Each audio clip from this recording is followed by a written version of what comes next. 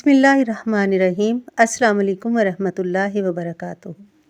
حضرت ثابت بنانی رحمۃ اللہ علیہ کا فرمان ہے کہ میں جانتا ہوں میرا رب مجھے کب یاد کرتا ہے۔ لوگ پریشان ہو گئے اور پوچھا، آپ رحمۃ اللہ علیہ یہ کس طرح جان لیتے ہیں؟ فرمایا، جب میں اس کو یاد کرتا ہوں وہ مجھے یاد فرماتا ہے، کیونکہ اللہ پاک نے خود قرآن میں ارشاد فرمایا ہے کہ تم مجھے یاد کرو میں تمہیں یاد کروں گا۔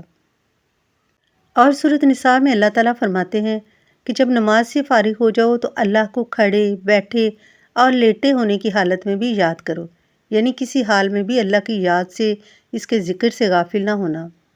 حضرت ابن عباس رضی اللہ تعالیٰ عنہ کا ارشاد ہے کہ اس سے مراد یہ ہے کہ دن رات، خشکی تری، سفر و حضر، فقر و کنایت، صحت و مرض اور ظاہر و باطن، ہر حال میں اللہ پاک کا ذکر کرتے رہو۔ ارشاد باری تعالیٰ ہے، اے ایمان والو، اللہ کو بہت یاد کرو اور صبح و شام اس کی پاکی بولو۔ اور اللہ تعالیٰ اپنے بندوں کو مخاطب کر کے فرماتا ہے کہ اے ایمان والو، تمہارے مال، تمہاری اولاد، کوئی چیز تمہیں اللہ کے ذکر سے غافل نہ کرے، اور جو ایسا کرے گا تو وہی لوگ نقصان میں ہیں۔ اللہ کے نبی حضرت محمد مصطفیٰ صلی اللہ علیہ وآلہ وسلم کا ارشاد پاک ہے کہ اگر ایک شخص کے پاس بہت سے روپے ہوں اور وہ ان کو تقسیم کر رہا ہو اور دوسرا شخص اللہ پاک کے ذکر میں مشغول ہو تو ذکر کرنے والا اس شخص سے افضل ہے۔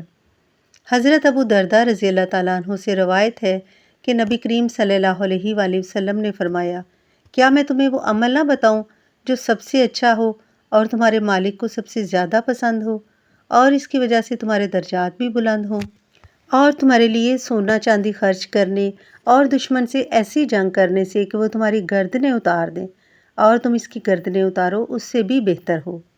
صحابہ کرام نے عرض کیا، یا رسول اللہ صلی اللہ علیہ وآلہ وسلم وہ کیا ہے؟ آپ صلی اللہ علیہ وآلہ وسلم نے فرمایا، وہ اللہ پاک کا ذکر ہے۔